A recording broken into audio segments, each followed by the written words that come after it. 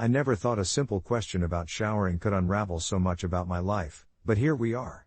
It all started the day my roommate, Jake, casually asked in our group chat if everyone preferred to shower in the morning or at night, and I replied with a nonchalant, "At night, obviously. Who wants to start their day all wet and uncomfortable?"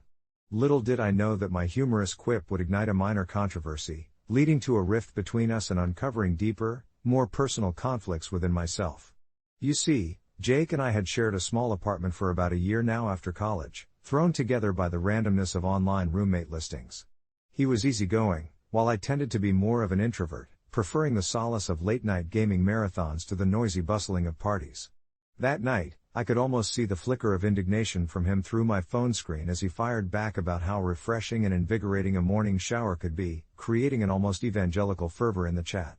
As playful banter turned into a back and forth that had others joining the thread like old schoolmates reunited, I found my dissatisfaction with the discussion pooling into something darker. Wasn't this just a harmless debate? Yet, the more we discussed it, the more I felt my own insecurities bubble up. After all, my nighttime showers were more than a choice of cleanliness, they became my sanctuary, my shield against the day that had just passed. They were prayers whispered in the steam, reflections shared with the dull hum of water against porcelain. Realization hit me, it wasn't the water itself but the comfort I found in solitude that I protected fiercely. Days passed, and that small spark of humor in a Facebook thread morphed into silent tension. I could sense Jake's frustration swirling about like a summer storm he kept bottled up, and soon it spilled over into our daily interactions. He started to leave for work earlier, making it apparent that my nighttime routine was becoming an inconvenience, and I felt that old familiar sting of guilt prick my conscience. The idea of me being selfish over something so trivial gnawed at my mind, and I wondered if I was wrong to cling so tightly to my rituals. One evening, after another long day of indecision and hours spent analyzing what seemed like a ghost of a conversation, I broke down, standing in the bathroom, water cascading down my back, the temperature just hot enough to sting, barely feeling its familiar embrace as I wrestled with my feelings. My phone buzzed on the counter, a message from Jake read, "Let's talk." Unease settled in my stomach as I switched off the shower, suddenly conscious of the silence surrounding me. The conversation we desperately needed felt like a freight train barreling toward us, ready to collide. Sitting across from him at the kitchen table later that night felt like stepping onto a tightrope. I stared into his furrowed brows, willing myself to speak. First, fearing the conflict would only wash over us again if I didn't clear the air. Before either of us could speak, he let out a short laugh tinged with frustration and said, "I apologize. I didn't mean to make it feel like there was a right or wrong way to shower." His words hung in the air, and it felt like a release. I hadn't expected to find comfort and laughter amid a dispute, but it worked, and soon we were able to share perspectives, me recounting my childhood memories of feeling lost in an overwhelming world, where my safe haven lay in those evening rituals. He talked about his love for dawn and how it energized his spirit, and for the first time since this began, we listened rather than debated. As the conversation shifted from a simple showering preference to something beautifully profound, we learned about one another in ways that surprised us both. The interaction ended with a gentle understanding, no solutions, just acceptance. We agreed to let our different routines coexist. I would respect his morning preference while finding space to shower at night, and surprisingly enough, I felt lighter. The emotional shadows that had clawed at me lifted, showing that our differences weren't barriers but rather opportunities for compassion and growth. Reflecting on those moments now, I realize how much we often overlook the power of small things, how the simplest questions can lead to deeper understanding and connection over something as mundane as a shower schedule. It's an ongoing balance we're learning to strike in our shared lives, reminding me that personal rituals, no matter how small, are just as vital as the space we foster with others. As I wash away the day each night, I can still feel that fresh hope for what lies ahead, and in the morning sun, I can always sense a little invigorating joy. Life has a peculiar way of exposing what we truly need and teaching us that sometimes, even in the trivialities, we find our most profound truths. Update: it's been several months since that incident, and I wanted to share how our relationship has transformed. We've navigated our differences thoughtfully, discussing everything from chores to routines without resentment. Even negotiating bathroom time has turned into a communal ritual where we leave uplifting notes for one another. So if you're wondering whether there's a right way to shower, the answer is simply, whatever keeps you grounded. It was a crisp autumn evening when I realized just how much our little ritual had changed the dynamic in our home. The sunlight had surrendered to an early dusk, casting a soft golden hue through our living room windows. I reclined on our well-loved couch, a spot where countless discussions had unfolded, and listened to the rustling of leaves outside, a gentle reminder of the world continuing its cycle. My thoughts drifted to Alex, sitting at the kitchen table, pencil poised over a new notepad filled with doodles and half-formed ideas. He had taken up writing recently, spurred by our shared commitment to appreciating the small joys in life. There was something deeply comforting in watching him, a mundane moment that felt almost sacred in its simplicity. Just last week, we had joked about me showering in the morning while he preferred the nighttime cleanse, yet today, the topic felt a bit richer, a bit deeper. I smiled at how we'd turned something as trivial as shower preferences into an exploration of our personalities, how I thrived in morning routines, using that time to gather energy for the day ahead, while he found solace in the water's warmth as he washed away the weight of the world. It was a playful battle that had transformed into a comforting acknowledgement of our differences. Each note we left for the other became a reminder that it was perfectly okay to clash in some areas, as long as we supported one another through it.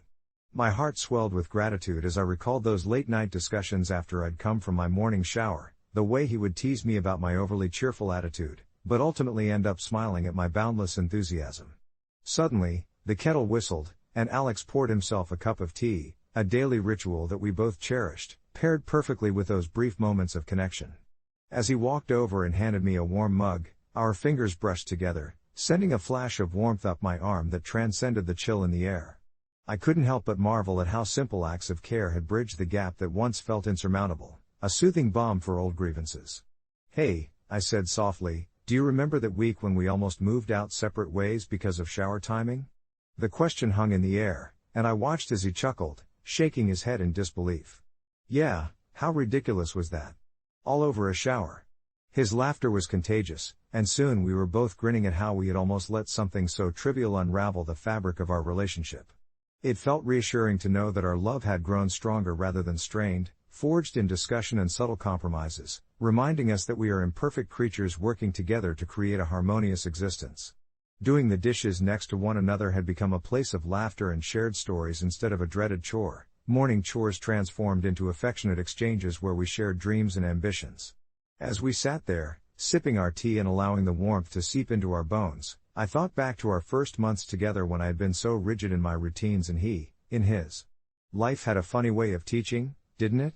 We had grown, molded by our conversations and the light-hearted notes exchanged in the bathroom, a playful nudge toward understanding. Now, our mornings began with warmth, not just in water but in attitude, as we greeted each new day as friends and partners, no longer battling for control over a single moment of quiet. Sometimes, before climbing into bed, we'd take a moment to acknowledge those notes through whispers in the dark, a quiet acknowledgement of how far we had shifted from our old stances. I marveled at how our relationship was no longer simply about shower timing but about meeting one another in all our complexities, learning to dance through the friction. And as the moonlight filtered through the curtains of our cozy home, I realized that we'd not only learned about how to shower together, but also how to love without reservations, how to embrace our idiosyncrasies and transform them into stepping stones rather than stumbling blocks. In the end, I imagined any asking about the right way to shower would yield a simple truth. It wasn't about the timing or the order of events, it was about merging routines with the love that bathed them in understanding. And maybe that mattered more than a perfectly scalding shower or the ideal evening ritual. What mattered was how we chose to show up for one another, day after day. As I placed the empty teacup down, our eyes met, and in that moment, I saw our future stretching out before us, a tapestry woven from the threads of shared quirks, affection, and understanding. The world beyond our little home could keep spinning chaotically, but together, we had found a tranquil center, our shower of love above all else. As I sank back into the soft embrace of the couch, just beneath the warm light of our modest living room, I couldn't help but smile at how far we'd come since that initial shower debate. Kevin and I had always been an odd couple. He was the nocturnal artist, paint-splattered and lost in dreams of faraway worlds, while I preferred the precision and calm of daylight, my mind firing off plans like a pinball machine. But that stark difference, as irksome as it had once seemed, became our greatest strength. Together, we had cultivated a delicate dance of compromise and love that seeped into every facet of our daily lives. We had showered each other's worries away over countless mornings and evenings, sharing masks made from avocados and honey, turning what could have been mundane into a cherished tradition. It's strange to think that something as simple as agreeing on shower times could lead us here, sipping chamomile tea on a lazy Saturday, enjoying the comfortable silence that only partners can share. And yet, it was during one of those particularly rainy weekends, when the world outside was blanketed in gray, that a challenge nudged at our peaceful existence. It all began when we decided to tidy up the clutter that had accumulated in our tiny apartment, a process filled with nostalgia as we sifted through memories, old photographs, forgotten receipts, and trinkets swapped during travels long past. It was cathartic, yet strangely revealing. In a forgotten shoebox, I uncovered a letter from my grandmother, a woman whose wisdom often lingered in my heart and shaped my decisions. She had always extolled the virtues of patience, urging me to embrace both the mundane and the extraordinary. Tucked within the letter was a small envelope containing a photograph of her, young and radiant, showering under a rain-soaked sun, an expression of pure bliss etched on her face. Feeling nostalgic, I shared the photo with Kevin, leaning into the warm light of our dining table, where we had discovered so many of life's little treasures together. His eyes danced with curiosity as he absorbed the innocence of my grandmother's joy. "You know," he said, picking up a crumpled photo we had taken during a spontaneous road trip last summer, "this reminds me of that time we ended up at that little diner, the one with the bad coffee and the amazing pie." His words somehow ignited something in me, a realization that perhaps our cherished routines weren't just about the tasks we performed but the space we carved out for each other's memories. Over the next few days, as we dug deeper into the heart of our belongings, I began to notice something that made my stomach twist in knots. The more we unearthed, the more I felt the edges of Kevin's world encroaching upon my own, his sketchbooks piled high, unfinished canvases leaning against walls like silent witnesses. It was beautiful, this mountain of his creativity. It was also chaotic. The blending of our lives had created a beautiful mess, and yet I was surprised to find that I wanted more clarity, an oasis of order in the thrumming current of our differing habits. I hesitated, unsure if voicing this desire would unearth resentment or frustration from Kevin. At the same time, I feared that even questioning our newfound tranquility would send ripples across our carefully crafted relationship. How could I express this without sounding ungrateful? One evening, as the faint light of day slipped outside the window, I summoned the courage to broach the subject. "Hey, love, can we talk about our space?" I began softly, watching his hands pause mid-sketch. His expression hardened slightly, a flicker of defensiveness crossing his features, and I had a second of panic, my heart racing with the fear of undoing everything good we had built. But there was kindness in his voice when he responded, "Yeah, I think that's important." We both took a moment to breathe, tapping into the patience my grandmother had once preached.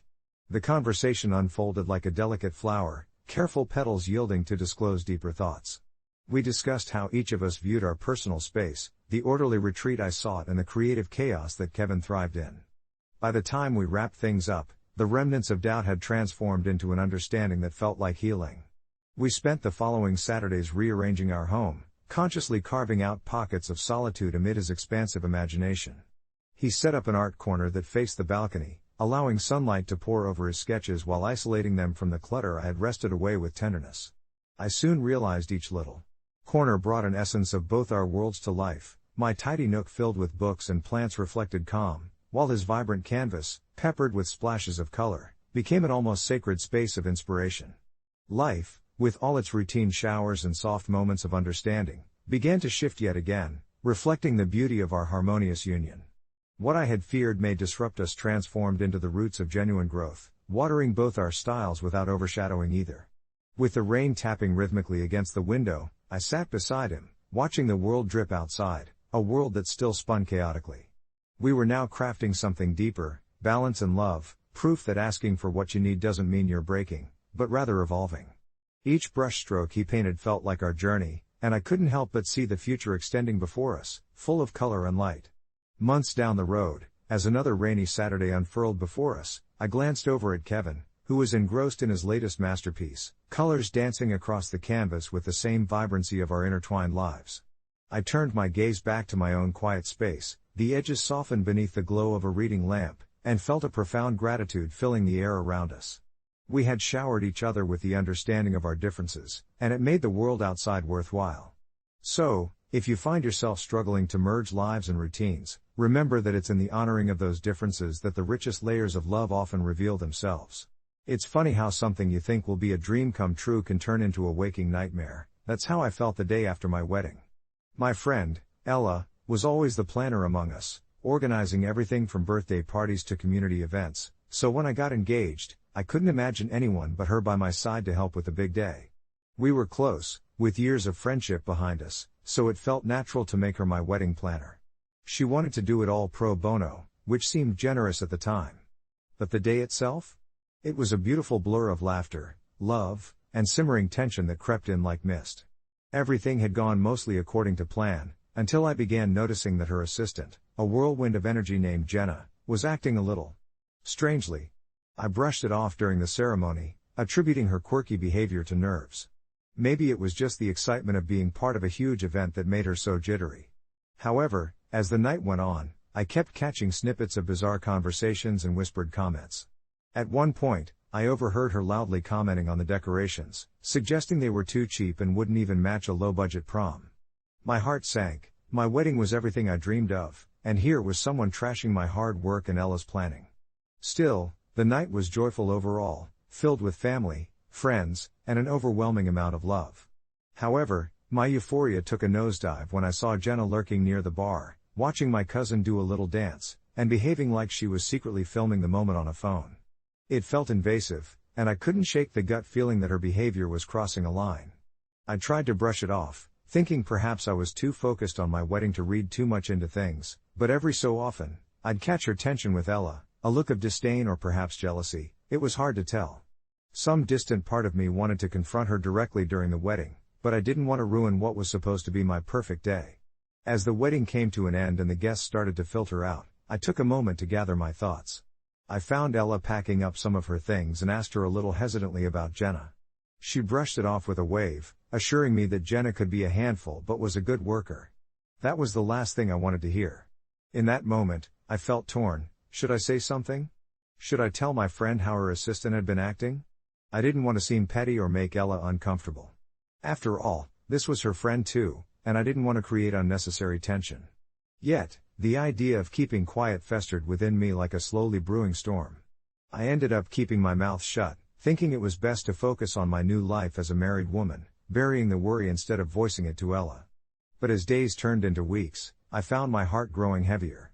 I replayed those moments over and over in my mind, feeling guilty for not speaking up and questioning if I had added to the problem by being complicit. Maybe Ella deserved to know what kind of person her assistant was. In the end, I opted for honesty. I called up Ella one night, still hesitant yet resolute to share my feelings. I told her everything, the comments, the looks, and how I felt a little uncomfortable with some of Jenna's actions. There was a long pause on the other end before she finally spoke. To my surprise, she thanked me for my honesty, admitting she had sensed some strange behavior from Jenna too but hadn't fully acknowledged it. Ella even mentioned that she had been having her doubts about Jenna's professionalism well before the wedding. It was a relief to hear that I wasn't imagining it after all. That heavy weight felt lighter on my shoulders. Weeks later, Jenna was let go, and while it felt sad to see Ella lose a friend over a work-related matter, it was also a sense of closure for me, an acknowledgement that I wasn't just overreacting. We spent an evening reminiscing about the wedding, laughing over the little blunders, and what could have gone differently, realizing that even with the hiccups, the day was still beautiful. It also deepened our friendship, solidifying our bond in a way I hadn't anticipated. Ella realized that honesty might sometimes sting, but it's essential in truly maintaining a friendship. As I reflect on that day now, I can't help but feel a sense of gratitude. Opening my heart to Ella not only alleviated my guilt but also helped her in the long run, protecting her from an untrustworthy colleague. And, as for Jenna? Well, perhaps she was just overwhelmed with the excitement of the day. Maybe she was having personal issues that poured into her professional life. I'll never know, and the knowledge doesn't haunt me like it once did. Update: a few months passed, and I was thrilled to find out that Ella had found another assistant, one who was not only professional but actually shared the same values as her.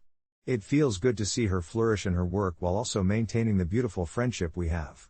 Sometimes, doing the right thing might feel heavy, but it can lead you to unexpected places of warmth and understanding, and for that, I am thankful. As I settled into my routine after that tumultuous wedding, I found myself reflecting on how much had changed not just in my life, but in the lives of those around me.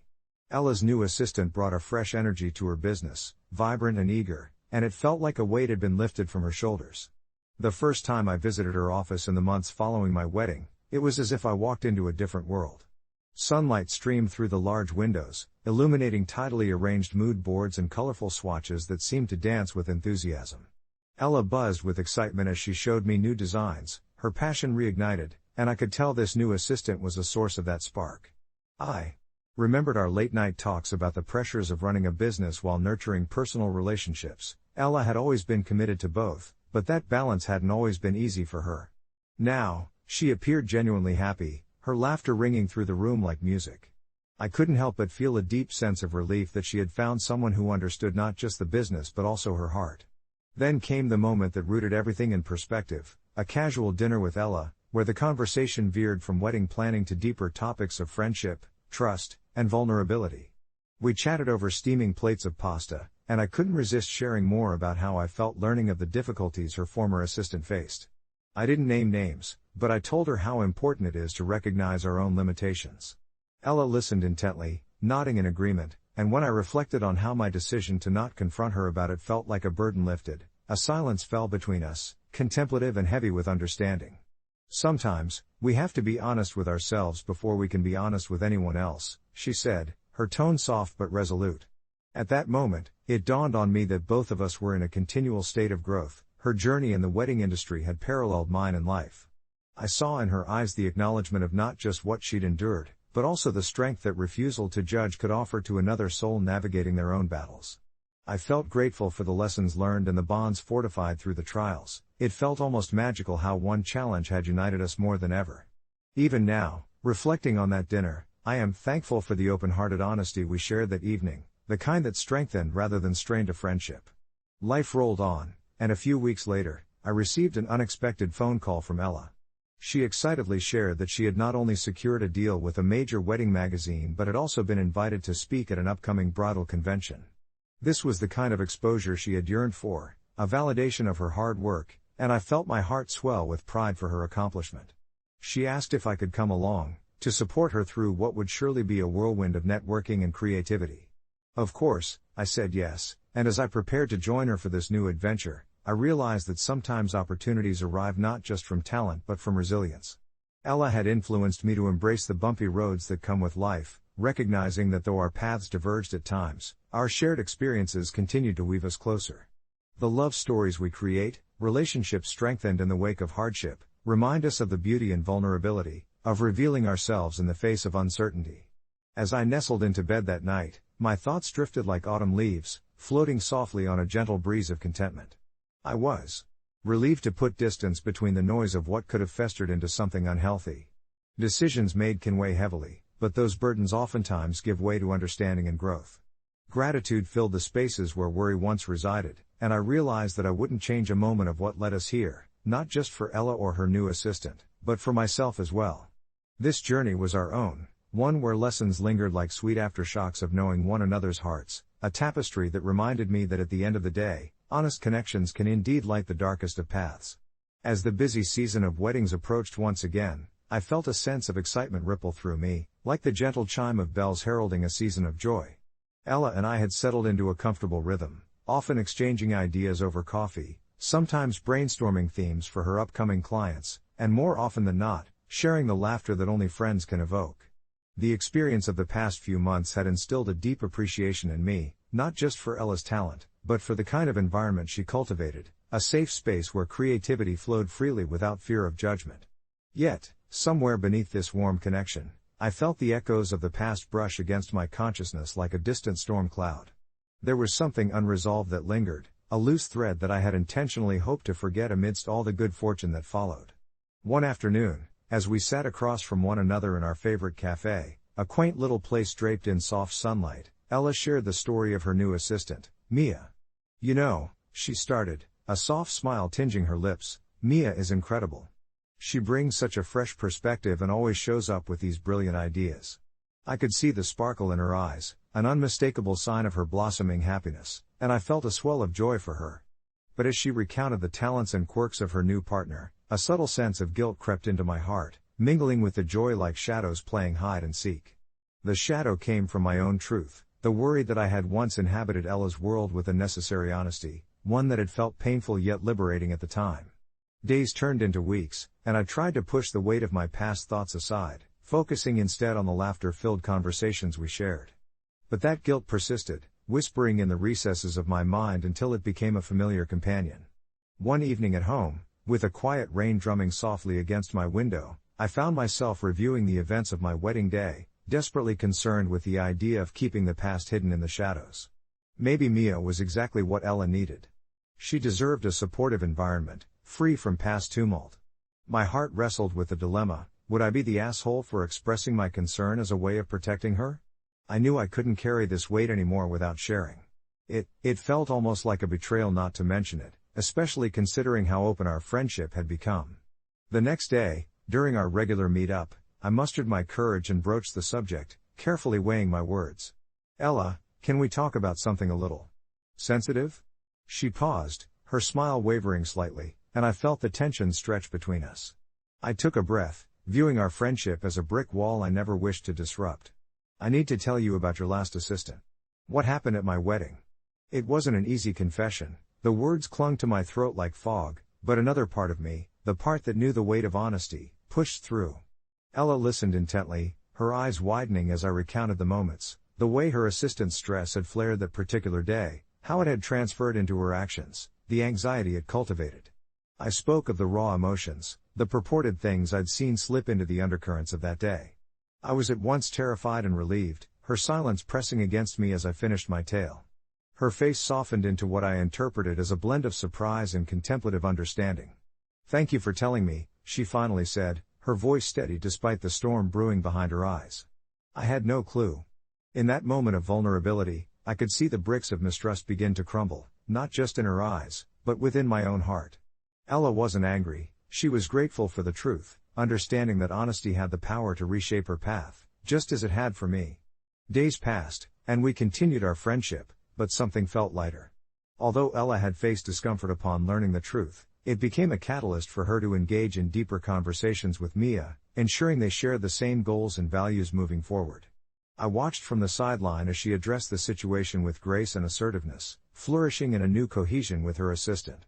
Eventually, I learned that sometimes, sharing our burdens can cultivate deeper trust, that connection can blossom in the spaces carved by honesty.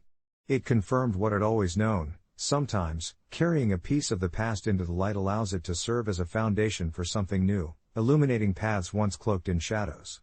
What transpired brought forth more gratitude than I could ever have anticipated, for not only had I deepened my friendship with Ella, but I had also empowered her journey, a beautiful symbiosis of care and clarity where once lay uncertainty. As I reflect back on this intricate journey we're still navigating together, I see how the vulnerability stitched together our stories, binding us in ways I never would have predicted. The best part of this realm of friendship was knowing we stood beside each other, carrying the lessons of yesterday into a hopeful tomorrow, knowing that at the end of the day, it is the relationships we carefully tend to that create warmth and wisdom. Perfectly illustrated in the gentle hum of our interactions and the robust tapestry of our lives woven together. It started as a normal Tuesday morning, the kind where you barely have time to sip your coffee before racing out the door for work. My job at a modest tech company in Seattle had become my routine. I was programmed to rise, work, and repeat, barely catching my breath in between. It was a dreary day, the clouds thick with the promise of rain, and I settled into my chair beneath the fluorescent lights, half listening to my coworkers' banter about the latest game release and plans for the weekend. That was when it happened, a sudden, loud buzz originating from all our screens, followed by the words flashing in bold, uppercase letters, "Hide." I looked around, stunned. My boss, usually the calm in any storm, froze mid-sentence, his eyes wide. A collective murmur spread like wildfire through the office as coworkers pulled out their phones only to find the same message plastered across social media, news apps, even our personal devices. Panic began to seep in, that creeping sense of dread rooted deep within my gut, as people scrambled to understand what was happening. I live alone, and my thoughts instantly drifted to my neighbor, Mrs. Hargrove, an elderly woman who often relied on my borrowed sugar and occasional help with her garden. After a few moments of confusion, I found myself racing up the stairs, urgency propelling my movements. By the time I knocked on her door, I was shaking. I had already mentally rehearsed a myriad of possibilities. Was this a prank? A glitch? I heard shuffling from inside, followed by her croaky voice beckoning me to enter. Dropping my fear like a heavy coat on the rack, I stepped into her dimly lit apartment. The air was thick with the scent of lavender, a feeble attempt to mask the cooking smells from the night before. Mrs. Hargrove was seated on her threadbare couch, clutching her knitting needles like a lifeline. "Did you hear it, too?" she asked, eyes darting to the window as if the world outside would provide answers. We turned on the television, and the news broadcasters, usually so composed, were stumbling over their words, repeating the message, advising people to stay indoors, turn off their lights, and remain quiet. An inexplicable fear rippled through me. We sat together in comfortable silence, knitted tightly by the uncertainty of the moment, only the occasional crackle of the TV filling the void. My hand found hers, her warmth was a small comfort against the cold that crept into my bones. Hours passed, but the message remained, echoing in my mind, urging everyone to hide. I thought of how many times I'd taken her for granted, how our chats of mundane things, weather and gardening, had become my escape. We were two souls lost in an inexplicable moment, clinging to each other for reassurance even as her fear morphed into something deeper. As the sun began to set, shrouding the room in shadows, my phone buzzed insistently, notifications continued to pile up. I glanced at the screen. To my astonishment, the message had changed. It now read, "Doubt leads to vulnerability. Remain silent." With a chill, I looked at Mrs. Hargrove, whose hand was now tightening around mine, her eyes wide. "What does it mean?" I whispered, the question heavy with unsaid fears. She merely shrugged, her gaze flickering towards the flickering television, now filled with static. Then, just as quickly as the chaos had begun, it was gone. The screens turned blank, the world outside returned to its untroubled state, yet we sat, entangled in each other's worry, stunned silence stretching between us like an unbridgeable chasm. The next morning brought no clarity, we had not slept a wink, the tension of those hours weighing on our hearts like lead. As we emerged from our hiding, both bewildered and exhausted, I found the streets oddly sterile, the people moving through their routines with a peculiar detachment, almost as if they'd decided together to forget that one insidious message. My mind raced back to the uncertainty of that night, and a secret buried deep within me began to unfurl. The event had acted like a mirror, reflecting my own hidden fears, not for my life but for the connections I had taken so lightly. Mrs. Hargrove and I soon became inseparable. Our shared experience forged an unspoken pact, binding us together in our quiet sanctuary.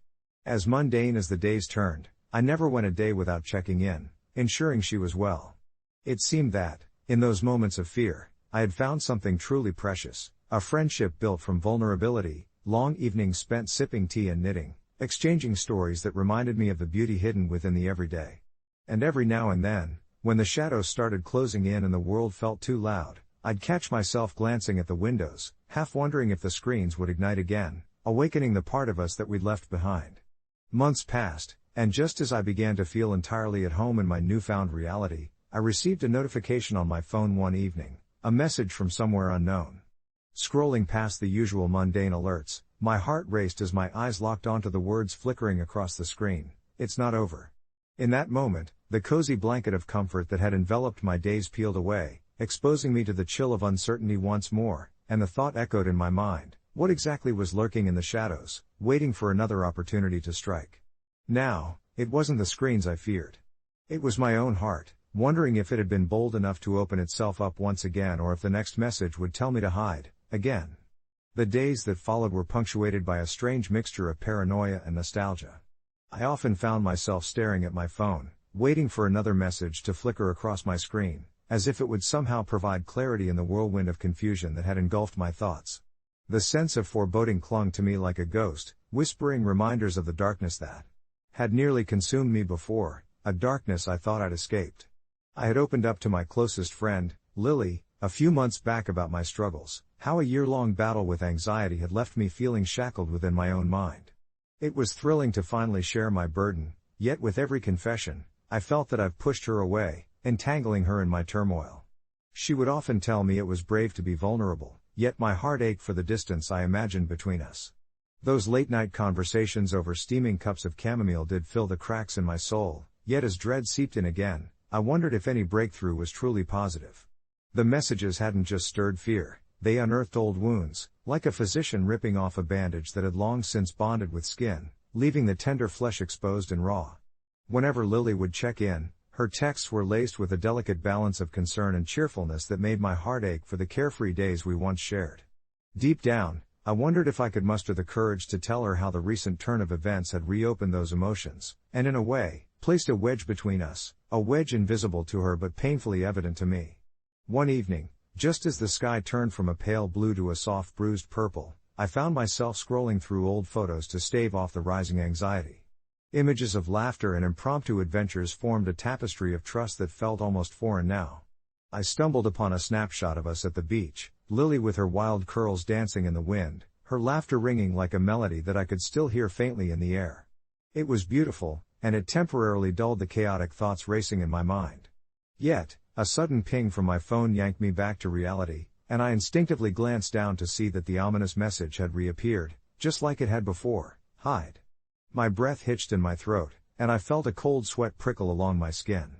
In that moment, it wasn't the words that chilled me, it was the implication that whatever was sending these messages had returned, and this time, it was looking for more than just my attention. Feeling desperate, I called Lily, my heart pounding with a blend of dread and hope. "Is everything okay?" she asked, her voice a soft balm to my frayed nerves. I hesitated, the familiar anxiety clawing its way back, but I could feel her unwavering concern wrapping around me like a safety net. "No, it isn't," I finally admitted. And as I spilled my soul, describing the messages and the weight of my fear, a part of me feared she'd brush it off, that she'd think I was being melodramatic. Instead, she listened, unwavering. After a long silence, Lily replied softly, "We'll figure this out together. You're not alone in this." Just hearing her say that made a warmth bloom in my chest. Perhaps I had misjudged our connection, believing the heaviness in my heart had dimmed my light enough to distance us. But there. She was, steadfast and true, reminding me that not all shadows had to be faced alone. Over the next few days, we navigated this precarious situation together. We dived into threads of conversation, piecing together the cryptic messages that seemed to proliferate overnight. Lily encouraged me to document each one, treating them as clues in a puzzle. As we turned our fears into a project, our bond grew stronger. We spent nights on the phone, diving into the mystery, allowing it to infuse a sense of purpose that we both desperately craved. And then, one fateful night, as I lay in bed flipping through the accumulated screenshots, ready to drift into sleep, something unprecedented happened. My screen lit up, and the words that gripped my heart broke like the dawn cracking through the dark: hide. But not from what you think. Confusion swirled through me, the word but felt like a key unlocking something deeper. Hiding from what? Suddenly the messages felt less like threats and more like a guiding hand, steering me towards something unknown. As I filled with determination, I snapped a photo of the screen and sent it to Lily, who replied almost instantly, fired with excitement rather than fear. "It's a clue.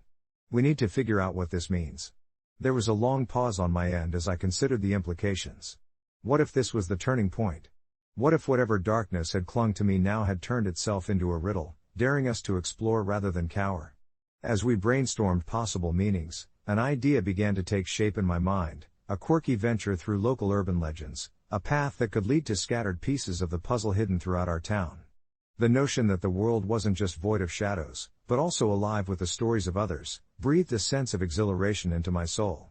We had started something larger than ourselves, twisting dread into a shared adventure and recalibrating our relationship with each word we scrawled over old maps, feeling like true detectives across a mosaic of vibrant stories waiting to be unveiled. Perhaps I was slowly embracing the shadows, not as a harbinger of despair, but as a canvas upon which new experiences could be painted. The messages weren't just warnings, at least, not entirely. They became gateways to an old friend and a reminder that even when darkness loomed, there was light to be found in unity, adventure, and courage. And as I shut my eyes that night, I held onto that thought, the thrill of the unknown blossoming within me, not as a threat but as an invitation, a chance to rewrite our story together, one hidden message at a time. The next morning greeted me with a hesitant light creeping through the curtains, softening the edges of the trepidation still clinging to me like a heavy mist. Instinctively, I reached for my phone, half expecting another cryptic message waiting for me, but this time there was nothing, just the dull maintenance of my usual notifications. The absence of alert from the screens around me felt oddly louder than any of the messages I had previously seen. As my caffeine-fueled thoughts began to swirl, I considered how I would address Lucy. She had been a pillar of strength throughout this bizarre ordeal, sharing her own fears and curiosities with me over late-night cups of tea. Together, We had spent countless hours unraveling the mysteries woven into those chilling notifications, our conversations bridging the gap between the surreal and the rational. "It's not over," I whispered to myself, a confession of my lingering anxieties, as I prepared to head to her apartment for our usual Saturday brunch ritual. The sun had risen to its rightful place in the sky, but a nagging sense of foreboding remained, reminding me that beneath the tranquil surface, there was an unsettling current waiting just to be recognized.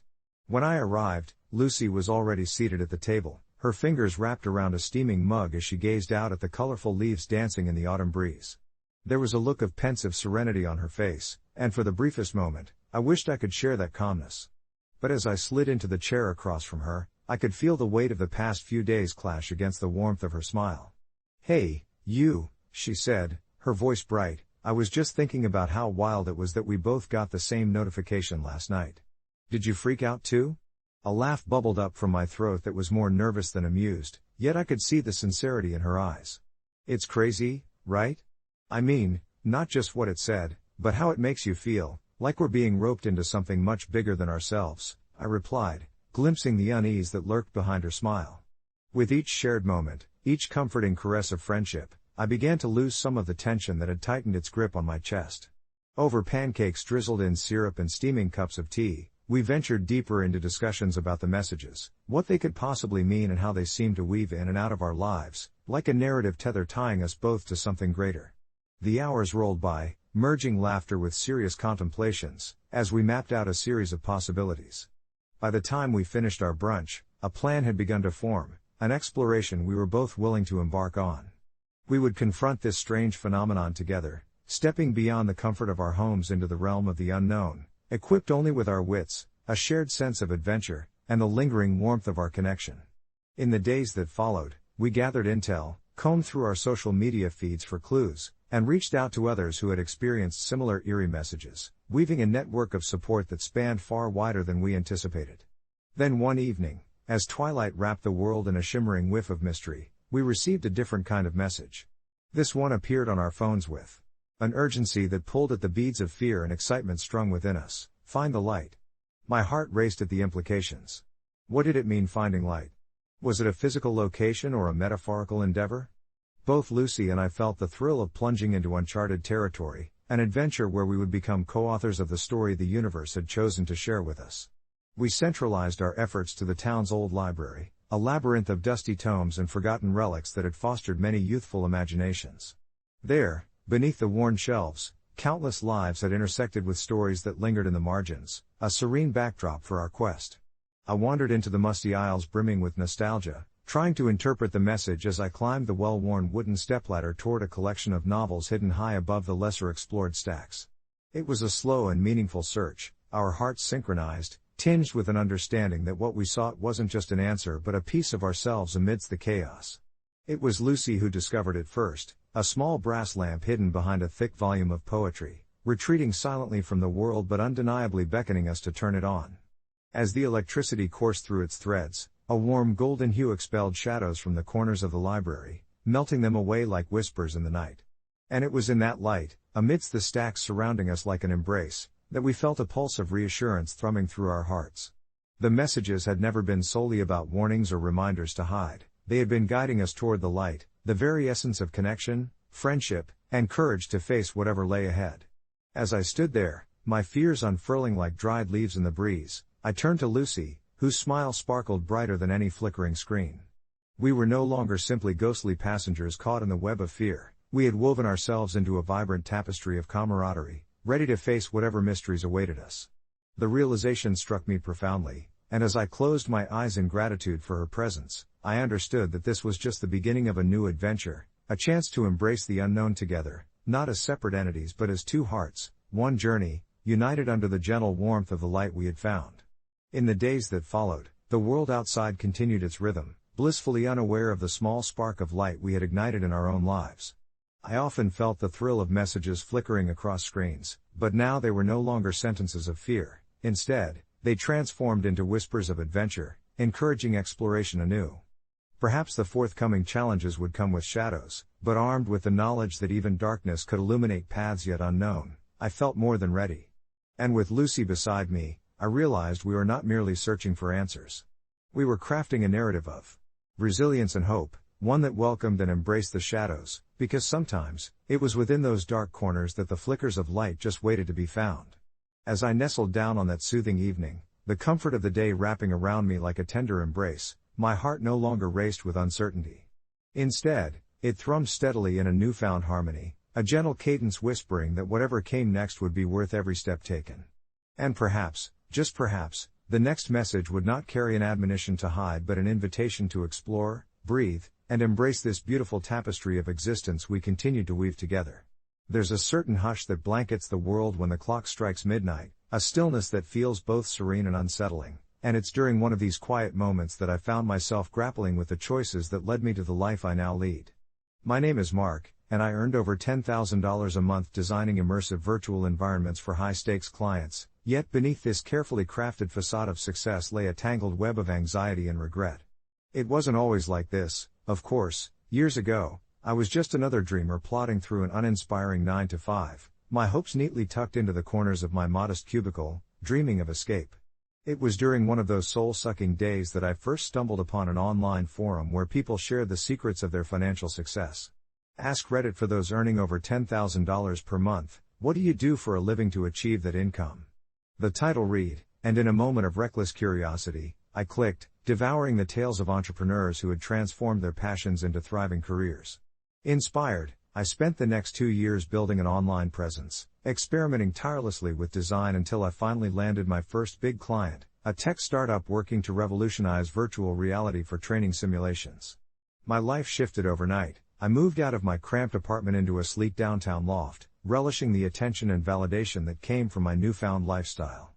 But soon after the novelty wore off, whispers of doubt crept into my mind, late nights hunched over my screen, a carousel of client demands, and the pressure to maintain an image of success turned my triumph into a mundane cycle of anxiety. All I could think about was whether I was truly happy or merely living a facade of fulfillment, and the divide between my desires and my reality grew deeper. One evening, while preparing for another video call with a particularly demanding client, I overheard my neighbor, Sarah, talking in animated tones about her plans to quit her corporate job and start her own baking business. It was unpredictable, unstable, yet the fervor in her voice was palpable, filling the hallway with passion, something I hadn't felt in months. I couldn't help but feel a pang of envy and nostalgia. Her pursuit of happiness felt genuine, unlike the hollow satisfaction my success seemed to offer. As I lay in bed that night, the glow of my monitor casting a bluish hue across the room, I felt a wave of self-doubt wash over me, culminating in a gnawing question: was the money really worth it? Unable to shake that lingering thought, I resolved to confront my reality. The very next morning, I reached out to Sarah and, over coffee, shared my journey, confessing my admiration for her liberating choice. We talked for hours, bonding over our dreams and fears, and by the end of the conversation, an idea sparked in my mind: what if I started a side project, perhaps a collaborative digital art installation that combined both our talents? I could provide the technical expertise while she infused the narrative with warmth and connection. It wouldn't be about the income but the joy of creativity and collaboration. The following weeks were transformative. As I chipped away at this new project, the excitement coursed through me like electricity. I felt invigorated as I would work late into the night, not because I had to, but because I chose to, and my perspective began to shift. My clients noticed my renewed passion as well. My work improved and the projects became less of a burden and more of a form of expression. The joy that emanated from the collaboration poured into other aspects of my life, rekindling friendships and bringing more laughter into my home. Although my monthly earnings fluctuated, I found a new balance that transcended money. The culmination of our joint project was both daunting and exhilarating, a site unveiling at a gallery downtown, a breathtaking journey through virtual landscapes inspired by personal stories of transformation.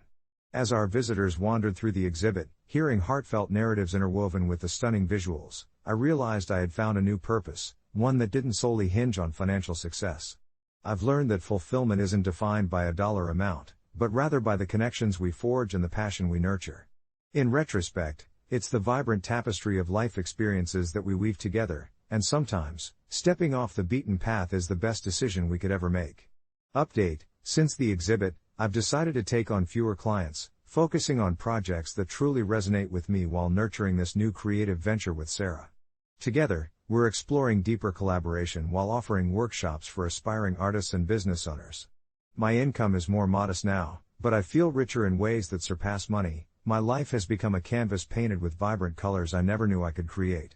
Every day since I made that shift, I revel in waking up with the sun slanting gently through the window, illuminating the room in soft golden hues. My mornings have transformed from hastily throwing on clothes and mentally running through deadlines to slow, balanced rituals that awaken my senses. I brew a cup of rich, dark coffee, inhaling that earthy aroma that has become a comforting staple in my life. I often catch myself standing on the balcony, coffee in hand, taking in the serene beauty of the world around me, the rustle of leaves in a light breeze, the quiet chatter of birds, and sometimes even the distant laughter of children playing in a nearby park. This tranquility serves as the perfect backdrop for my thoughts, allowing my creative juices to flow in ways they haven't for far too long. I think back to the days when money felt like the only measure of success and wonder how I let myself forget the true joy of creation. Sarah's energy is truly infectious. We spend hours brainstorming, sketching ideas in our notebooks, and cracking open a bottle of wine late in the evenings to give life to our shared dreams. With each passing day, collaborating with her feels less like work and more like a coming together of two souls who genuinely understand one another, each having transcended the limits our previous careers imposed on us. The workshops we've started have been nothing short of magical. Watching aspiring artists and business owners learn from our experiences and find their own voices is fulfilling in ways I had never anticipated. Each session is filled with laughter, creativity, and a shared commitment to drive our passions forward, and I'm beginning to see the glimmers of their potential reflected back at me. The energy in the room is palpable, tinged with a sense of mutual growth and encouragement, a space devoid of judgment where creativity flourishes. I vividly remember a participant shared how she had been too afraid to pursue her artistic inclinations for years, feeling trapped by society's expectations. When she finally unveiled her painting, tears streamed down her face not just from relief, but from the dawning realization that she had the right to express herself fully. That moment struck a chord deep within me, reinforcing my decision to step away from the frenetic rush of my previous life. I can hardly believe how far I've come, both personally and professionally. Sure, the financial stability I used to enjoy has been replaced by a more modest existence, but the richness I experience now is found in the moments made of laughter, creativity, and vulnerability. I've learned to redefine what it means to feel fulfilled. It's more layered and genuine than I ever imagined. Evenings have taken on a new rhythm. Often, I'll find myself cozied up on the couch, wrapped in a worn blanket, feeling grateful as I share stories or brainstorm ideas with Sarah. Sometimes we stay silent, simply enjoying each other's presence, letting our thoughts intermingle as the day slowly fades into night, sprinkled with stars that shine like dreams waiting to be realized. It's a raw, honest reflection of where I am now, and looking back seems almost alien compared to the internal freedom I feel. In the quiet, my mind often wanders to those early days of my transition, where I felt a cacophony of uncertainties swirling in my head. There's that small part of me that occasionally whispers doubts, wondering if I should be chasing after clients again or regretting my slower, more intentional pace. But then I remind myself, this is where the real treasure lies. I reconnect with that vibrant sense of purpose, the voice that once drowned under the chaos has returned, more robust than before. It tells me to trust the process, that fulfillment won't be measured by one's bank account but by the lives I touch, including my own, that stepping off the beaten path is not merely a reluctant retreat, but rather a brave journey into the wilderness of possibility. A little part of me even wonders if I could ever go back. I feel like a bird that's finally taken flight, feeling the exhilarating rush of wind beneath my wings, and now, the thought of confinement is laughable. And while I acknowledge the practicalities of life, utility bills and groceries, there's an undercurrent of excitement that pulses through me at the thought of exploring all these new possibilities with Sarah. Together, we're embarking on more than just a venture, we're cultivating a community of dreamers and creatives, revitalizing the world around us as we push toward a shared vision. The fact that I am earning less doesn't feel like a loss, rather, it is an investment in a richer life, one that sings with authenticity and connection. As I lay in bed each night, I find comfort in knowing I have overcome the doubts that once clawed at my heart. Weaving the threads of passion and purpose into the fabric of our daily lives feels like the ultimate act of rebellion against the voices that once dictated what success should look like. The canvas of my life is expanding, and I look forward to the beautiful strokes that are yet to come, eager for tomorrow's sunrise and the promise of new beginnings it holds. As the days stretched into weeks, each morning felt like an invitation to paint my life anew. Mornings were no longer merely a ritual of waking and rushing, but rather cherished moments where I could savor a steaming cup of tea, feeling the warmth seep into my palms while sunlight streamed through the window, illuminating the wooden floors in soft golden hues. With Sarah by my side, our partnership blossomed both in art and in life. We crafted workshops that not only encouraged budding artists but also drew in small business owners eager to translate their passions into viable enterprises. There was something profoundly satisfying in sharing our knowledge, watching individuals rediscover their dreams, their eyes alight with the spark of possibility. One day, as we wrapped up another successful workshop, I noticed Clara, a quiet woman in her 40s, lingering behind. Her hands trembled slightly as she set her finished piece on the table, a vibrant painting that depicted a sunlit garden, reminiscent of her childhood home. The colors were bold and raw, each stroke bursting with unfiltered emotion. Approaching her, I could see the tears pooling in her eyes, reflecting a swirling mix of pride and vulnerability. "I haven't let myself paint in years," she confessed, her voice shaking. "I forgot what it felt like to create something that was just me." As she spoke, I realized how deeply our workshops touched lives beyond mere art. We were touching on the core of what it meant to be human. Feeling an overwhelming surge of empathy, I reached out, squeezing her hand gently. "You've unveiled something beautiful today," I replied, knowing that her creativity was not just a form of expression but a breakthrough, a return to a part of herself she'd hidden away. Interactions like these filled my heart with warmth, creating a bridge between those in the workshop and the artists we were becoming ourselves, breaking down the invisible walls of isolation we often feel in our journeys. Yet, it wasn't all smooth sailing. The transition from a high-earning career to one of modest income had its challenges, especially concerning my savings. I began watching my financial habits, trimming down on daily luxuries. Dinners out with friends turned into cozy potlucks, spontaneous weekend getaways became quiet hiking adventures, and my wardrobe shifted to a blend of artistic thrift finds. At first, I fought against the changes, courage challenging my fears, but I soon discovered that life offered deeper, more fulfilling experiences outside the bustling consumer world I'd once inhabited. One rainy evening, as I sat curled up in our studio, surrounded by brushes and canvases, I received a text from my old business partner, Greg. He wanted to meet up to discuss a collaboration on a project I'd once been a part of, one that had been lucrative but lacked passion. Maybe it was curiosity, or perhaps just the need to understand how my old life could intersect with my new, but I agreed. Our meeting was at a trendy cafe in town, the kind that thrummed with energy and sold overpriced coffee. As Greg walked in, a formally polished shadow of the creative I once knew, I felt conflicting emotions rush through me, nostalgia mixed with a hint of disappointment. "I've been meaning to tell you," he started, his gaze scanning the vibrant artworks hanging on the walls. "Your exhibit was different, real." The compliment felt heavy, almost burdensome, a reminder of the crossroads I had danced between. "It was all about authenticity," I replied softly, feeling a flicker of pride.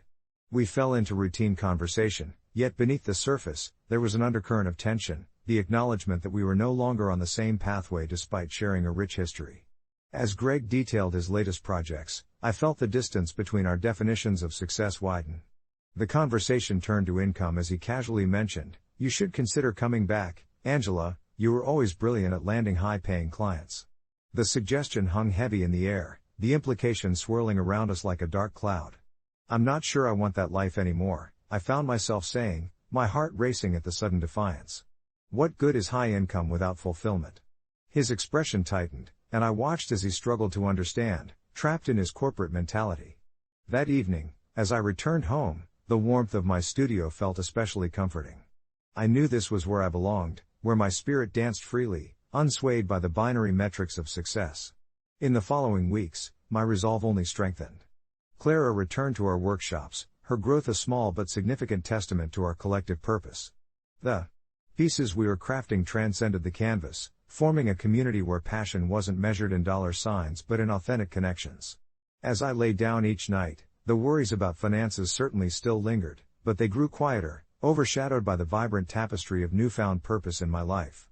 I realized wealth truly resided not in bank accounts but in the moments we shared, laughter over a shared meal, the joyous shouts of a budding artist celebrating their first piece, or even the quiet contentment of painting side by side with a friend. And eventually, one evening as dusk settled, painting with Sarah in the fading light, I listened to her quiet humming, a simple melody so soothing, it seemed to weave itself around us like a shawl. She turned to me and smiled, and something in that moment clicked. the threads of our separate lives were intertwining, building a hopeful future filled with colors yet to come. Each night, as I drifted into sleep, I surrendered to the beauty of the unknown that awaited with the dawn, grateful for the shadows that led me here, confident that whatever lay ahead, I would continue to create my story one brushstroke at a time. Confession: high school stunt that I'll not forget even in afterlife. They say that the memories we make in high school stick with us, for better or worse, and believe me, my most significant memory is one I never intended to create. I was a quiet kid, the kind who blended into the background, never drawing attention to myself, and certainly never in the spotlight. My best friend, Jamie, on the other hand, was a natural entertainer, full of charisma and always craving excitement. It was early autumn, and the excitement in our yearly traditions was palpable: the homecoming game, the dance, and, of course, the infamous senior pranks. Jamie was convinced we needed to make a mark, and as usual, I got swept up in her enthusiasm, even though the thought made my stomach twist with dread. The idea was simple yet bold: we would sneak onto the roof of our high school and unfurl a massive banner that would read, "Happy Senior Year," in big, bright letters. It would be harmless, just a fun little surprise for everyone attending the pep rally later that week. The night before our planned heist, I lay in bed, the weight of my decision pressing against me. I pictured the banner, fluttering proudly in the wind, the laughter we'd share afterward. But the thought of getting caught gnawed at me. What if we did this and it backfired? I brushed aside my doubts, convincing myself that this was my chance to experience something radical, to break free of my quiet shell. When the day arrived, my stomach was a cacophony of nerves. We had plotted everything meticulously. Jamie had even snuck out supplies and a few ropes to help us climb, the thrill palpable in her eyes as we approached the darkened school. The familiar brick facade loomed in front of us, taking on an ominous hue under the moonlight. We made our way to the back, and with a boost from Jamie, I clambered up to the roof first, my heart racing with adrenaline and fear. Then it was Jamie's turn. As the wind whistled through the air, I realized how high we truly were, the ground beneath us seeming like a distant dream. We worked quickly, laughter punctuating our nervousness as we unrolled the banner, our hearts soaring with each looming moment. Just as we finished, however, the silence shattered. A sound echoed, a loud thump followed by frantic barking. I scanned the surroundings, heart pounding. A security guard. Was it bad luck or a twisted turn of fate? Before we could react, we instinctively ducked behind the rooftop's edge, peering over. My mind raced with panic. "We need to go down. Now," I whispered frantically. But Jamie had a different idea. "We can't leave it here. Just wait and see." She pulled a small flare from her backpack, the kind used for nighttime emergencies. "This is our moment," she insisted, and with that, she lit it up, illuminating the darkness. All around us, the sudden brightness felt like an invitation. But I was frozen in place, heart racing. "What are you doing, Jamie?" I hissed, the breath stopping in my throat as sparks flew. Just then, the door swung open, and the guard emerged, flashlight sweeping the rooftop. Panic surged through me, a wave of dread washing over my decision. But all at once, Jamie turned the flare downward, pointing it like a beacon of trouble. "Hey! Look at us!" she called with an adrenaline-fueled laugh, as she waved frantically. The guard's beam of light snapped toward us, illuminating Jamie's silhouette, and in a split second, my heart plummeted. "Are you crazy?" I shouted, scrambling for the edge as the guard shouted for backup. In the ensuing chaos, Jamie dashed back toward the roof's entrance while I stumbled in confusion, frozen in disbelief at what she had just done. In a flurry of yelling and laughter, tension crackled in the air as Jamie shouted orders, trying to persuade me to join her in escaping toward the exit. But as I hesitated, my heart heavy with dread, I realized I could never go back from this moment. Jamie pushed me to run, and together we bolted toward the roof's ledge, adrenaline pumping through our veins. But just as we reached the door, everything felt surreal. A sharp crack echoed through the night, a piece of the roof crumbling beneath me. I grasped desperately for anything to steady myself, but the floor beneath my feet gave way, and in the chaos, I tumbled downward. My last sight was Jamie's desperate face mirroring my horror as I fell, hearing her scream get swallowed by the dark. There are no words to describe that fall, but I know I hit the ground hard, and darkness enveloped me. I thought I would simply wake up in the infirmary, but when I opened my eyes, I found myself floating above it all, watching as they carried my lifeless body away. Jamie was beside herself with guilt, and I could feel her overwhelming sorrow. But I couldn't blame her. I had willingly followed her, and there's a sick irony in this realization. It was meant to be a fun memory, a fleeting moment before adulthood, and I would have liked to believe that even my absence would have a touch of humor to it. But no, it was just pain and regret. I hovered above everything, the feelings around me pulsing like an echo, binding me to the earth yet freeing me to float as an observer, grasping to make sense of choices unmade and the paths we never took. Years passed in a blur. I watched my classmates graduate, my friends drift apart, and Jamie grow into adulthood haunted by that night. In the end, I was trapped in a moment I wished never happened, aware that no matter how far beyond life I transcended, I would carry this lesson within me, that the stunts we perform in the light of boyhood adventure can whip into dark echoes, shadows of regret that linger like ghosts even into whatever might come after. In a bittersweet way, I now confess that this high school stunt was a grave reminder of how moments can dazzle us with charm, only to unveil their tragic depth when we dare to capture them. As I linger in this ethereal space, watching the lives unfold below, I promise myself, next time, I won't just blend in. I'll be the voice that reminds others to tread carefully even through the laughter. We only get one path and only one chance at choosing it, and I wish I had known that more deeply when I was alive. Update: just a few months back, I overheard Jamie speaking with a friend at the cafe. She mentioned how she'd finally decided to share the story of that night at a memorial for me. I felt a bittersweet pang. My story didn't end there. I was still part of her world, still woven into the fabric of memories, and though it hurt, it felt warm too, like a lingering embrace from the beyond. In that moment, as I lingered in the shadows, my essence intertwined with the soft buzz of the cafe, I was struck by the thought of Jamie sharing that night's tale. It had been just over a year since I had slipped quietly from the world, leaving behind a mournful ripple that affected so many. At first, I hovered close to my old friends, invisible yet present, sensing their grief, their guilt over what they could have done differently. I felt the weight of their what-ifs and if-onlys wrap around me like a heavy blanket, smothering my spirit, yet deep down, I wanted to reassure them through the veil that it was okay. But that night at the cabin, the one I hoped they'd preserve as nothing but a joke among friends, was a swirling storm in the tapestry of my legacy. It started auspiciously, filled with the laughter and camaraderie of my senior year, all those youthful ambitions chatting together under the starry sky. We had gathered under the pretense of a harmless senior send-off, but unearthed in the dark of that gathering was reckless bravado. The plan seemed simple: impress everyone by swinging off the old bridge, the one that arched above the river, daring each other to take the leap with unspoken fears hiding behind our bravado. Jamie was one to rally the troops, her laughter a sweet bell that beckoned us to the challenge. I had always thought I was invincible, a fervent 30-second glimpse of fame that would forge bonds and memories. But that moment, with the cool water glistening below, I hesitated. The whispers of apprehension gripped me, my heart raced at the thought of the fall, its weight anchoring my spirit. Jamie, sensing my hesitation, had urged me on, flashing that confident smile of hers that melted my resolve like butter on toast. In my soul, I wished I had turned back, but instead, I took my leap of faith. As the air rushed around me, every uncertainty fell away in those blissful seconds of weightlessness, only to be followed by a horrifying crash when I met the surface of the river. The cold shocked my system, and pain surged through me like wildfire when I struck the bottom. I didn't realize the severity of my injury until I surfaced, gasping for air, my body heavy, my vision blurring with spots. Friends screamed my name against the chorus of splashing water, confusion woven into their voices. "Help! Somebody call 911. Jamie's screams punctured the cacophony of chaos, but it already felt too late. The water swallowed my vision, tangled me in its depths, and as consciousness ebbed, I sensed the frantic worry in her heart alongside my own fading. I lay in silence, reflecting on the futile nature of our bravado, the fears we brushed aside in the face of friendship, only to unwittingly draft our destinies with strokes of recklessness. I had hoped to have more time, to bridge the gap that stretched between our youth and our potential. As months passed in between dimensions, my presence loomed as a bittersweet memory for my friends.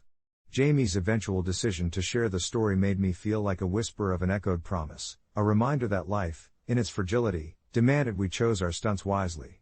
I could see her sitting at the memorial with tearful eyes, speaking to a cluster of friends whose lives I had touched. My heart swelled with an imperfect sense of pride. I was no longer just a student remembered for my final act of folly, but a beacon urging those still living to treasure their paths, to heed the whispers in the silence as they chose how to leap into love, life, and courage. Listening to Jamie recount the laughter, the camaraderie, the mistakes we made, and the lessons learned, I wanted to reach out to her, to tell her I was grateful for the parts she preserved, for every moment stitched together with laughter. In that space, I found a sense of peace, knowing that even in this other existence, I could still connect with them through memories, stories, and love. The afterlife had taught me that the simplest moments lived deeply could resonate far beyond the limits of our years, continuing to pulse within their hearts like an eternal flame, reminding them to embrace each step of their journey, lest they find themselves leaping without purpose. As I drifted in this realm of whispers and glimpses, the warmth of those emotions enveloped me, comforting yet tinged with a haunting sadness. I often found myself revisiting that night, the laughter mingling with the taste of regret, like a bittersweet lemon slice on the tongue. At the memorial, I imagined Jamie standing in front of their gathered friends, her voice a gentle tremor as she recounted the tale of our fateful adventure. Her face would light up, reflecting the humor we shared, yet behind her laughter, I sensed the unmistakable shadow of loss, a reminder that while joy could fill the air, it was tempered by the absence of my physical presence. In this ethereal space, I understood the weight of her words, how the memories we create can illuminate even the darkest corners of grief. I wished I could manifest beside her, to place a reassuring hand on her shoulder, to give her a nod of encouragement, to tell her that sharing our story could perhaps lighten her own burden. But I reminded myself that this was not about closure for me, it was about liberation for her, a chance to reclaim our narrative, to pull beauty from the wreckage of that chaotic night. As days passed in the afterlife, a sense of harmony settled within me, a gentle balance that allowed memories to flow without judgment. My existence had shifted from one of fleeting moments to a timeless presence in the stories of others.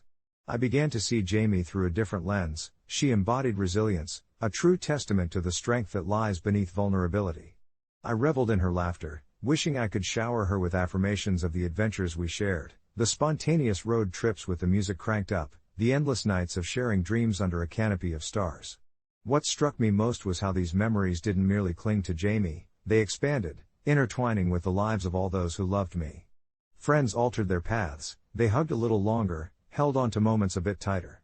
Even in their trials, I could sense laughter bubbling close to the surface, reminding me that I hadn't vanished but merely transformed, becoming a part of every shared smile and tear among them. I felt their journeys unfurling, and I was a silent witness, a ghostly cheerleader, rooting them on from the shadows. Time flowed differently here, moments from my life melded with theirs, creating a beautiful tapestry rich with color and texture, vibrant with experiences lived fully, reminders that life was meant to be savored. The night of the memorial arrived, and I floated near the edge of their gathering, sensing the mingling energies around me. As Jamie took her place at the front, the room hushed, enveloped in an air thick with anticipation and emotion. She shuffled her notes, but her gaze wandered, and in that momentary pause, I felt the ripple of connection we shared. When she began to speak, her voice cracked. It wasn't just about me, it was about us, about how each laughter-filled moment had woven our lives closer.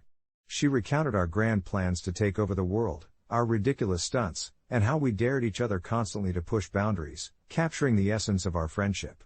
As her story unfolded, I could see my friends nodding, laughter breaking like gentle waves against the shore. I wished I could shout, to fill the room with the joy I felt, to tell them that their happiness was safe with me now, that I would forever cherish those memories.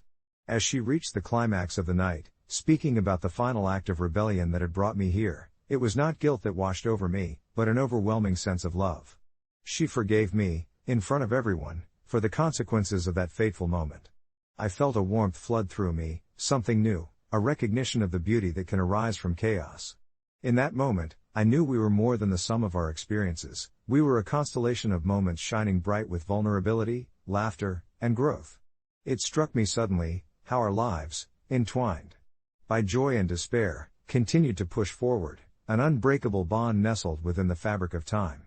As the night unfolded with stories shared, tears shed, and laughter that echoed into the depths, I floated above it all, watching as Jamie found moments for herself, crafting new memories that would swell with life, allowing her spirit to soar once more.